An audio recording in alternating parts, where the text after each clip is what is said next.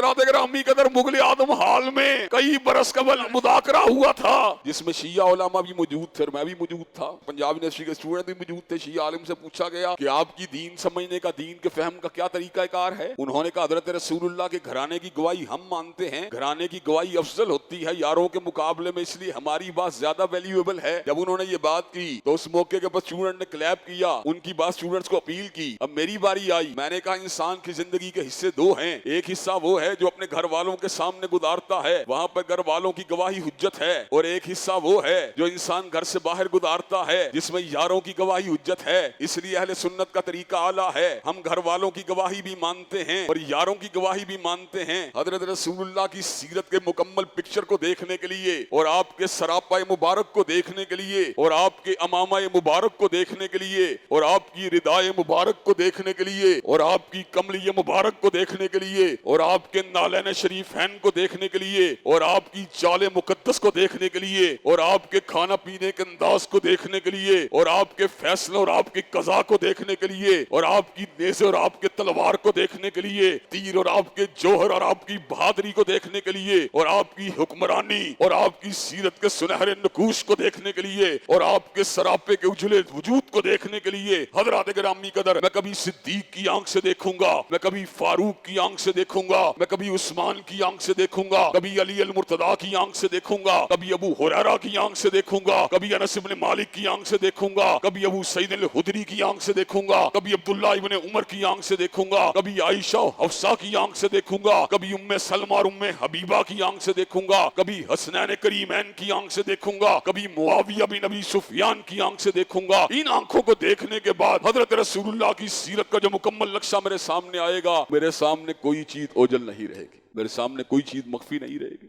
حضرات گرامی قدر اب میں اگر یہ بات کروں کہ میں نے فقط علی المرتضیٰ کی آنکھ سے حضرت رسول اللہ کو دیکھنا ہے اور میں نے فقط حسنین کریمین کی آنکھ سے دیکھنا ہے یا فقط فاطمہ الزہرا کی آنکھ سے دیکھنا ہے، تو حضرات گرامی قدر دیانت داری سے یہ بات بتلائیے غسل جنابت کہاں سے پتہ چلے گا؟ کیا سیدنا علی المرتضیٰ، کیا سیدہ فاطمہ الزہرا، کا سیدنا حسن و حسین غسل جنابت کی گواہی دے سکتے ہیں؟ حضرات گرامی قدر اگر میں یہ بات کہوں میں نے سیدنا علی اور ان کی اولاد کی آنکھ سے فقط حضرت رسول اللہ کو انہی کی آنکھ سے دیکھنا ہے، تو مجھے یہ بات بتلائیے کہ میں حضرت رسول اللہ کی تہجد کو بیان کر سکتا ہوں؟ حضرات گرامی قدر اس کا مطلب یہ ہے میں کبھی سیدنا علی کی آنکھ سے دیکھوں گا، کبھی حسن و حسین کی آنکھ سے دیکھوں گا، کبھی فاطمہ الزہرا کی آنکھ سے دیکھوں گا، تو کبھی امی عائشہ کی آنکھ سے دیکھوں گا، تو کبھی امی حفصہ کی آنکھ سے دیکھوں گا۔ ان آنکھوں کو دیکھنے کے بعد حضرت رسول اللہ کی سیرت و کردار کو دیکھنے کے بعد میرے لیے ایک پورا کامل نمونہ میرے سامنے آ جائے گا۔ اگر خادم کو لینے کی بات ہوگی اور اس کے بدلے 33 مرتبہ سبحان اللہ، 33 مرتبہ الحمدللہ، 34 مرتبہ اللہ اکبر پڑھ کے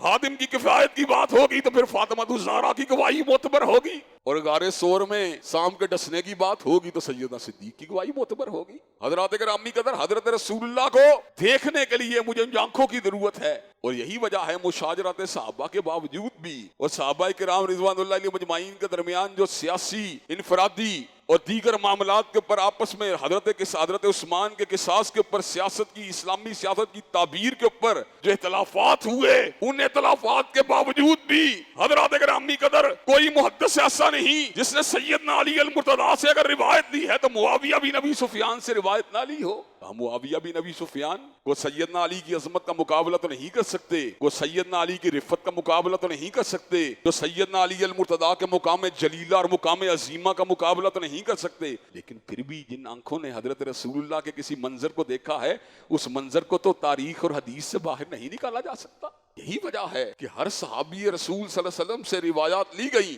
اور انہیں کتب احادیث میں نقل کیا گیا۔ حضرت امام بخاری رحمت اللہ علیہ نے صحابہ میں سیدنا صدیق سے لے کر سیدنا امیر معاویہ تک ہر صحابی کی روایات کو کیوں لیا؟ اس لیے کہ ان کو پتا تھا کہ امت کے لیے حضرت رسول اللہ کی زندگی حجت ہے، حضرت رسول اللہ کی زندگی نمونہ ہے۔ اگر حضرت رسول اللہ کی سیرت کسی پہلو کو نظر انداز کر دیا جائے یا کسی صحابی کی روایات کو نظر انداز کر دیا جائے تو حضرت رسول اللہ کی سیرت کا پورا نقشہ سامنے نہیں آ سکتا۔